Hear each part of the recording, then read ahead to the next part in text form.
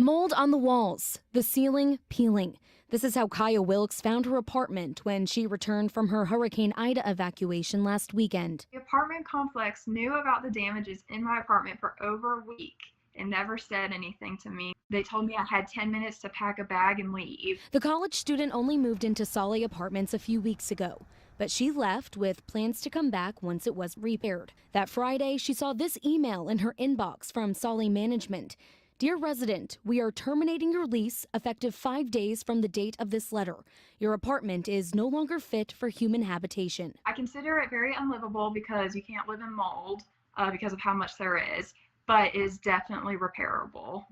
You cannot evict anyone until, number one, the courts open up, which they're not open yet, and number two, the 24th per the governor's order. Attorney Kenneth Bordes filed a cease-and-desist notice against the property on behalf of a different resident who is trying to stay in her apartment.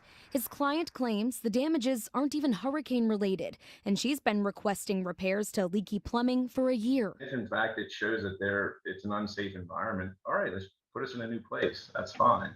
But right now, you're not telling me anything other than leave, and I'm looking at my place, and it's the same way I left. He sent us a copy of his client's lease, which says in the event of construction, Saulet shall transfer the resident to another apartment.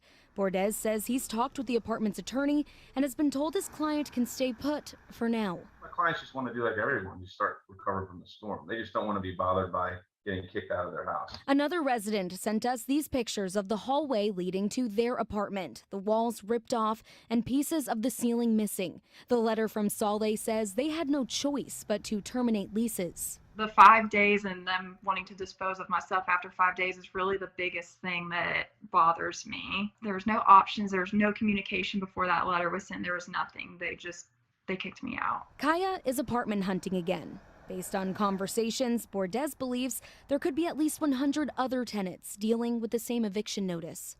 Heather Fontaine, Eyewitness News.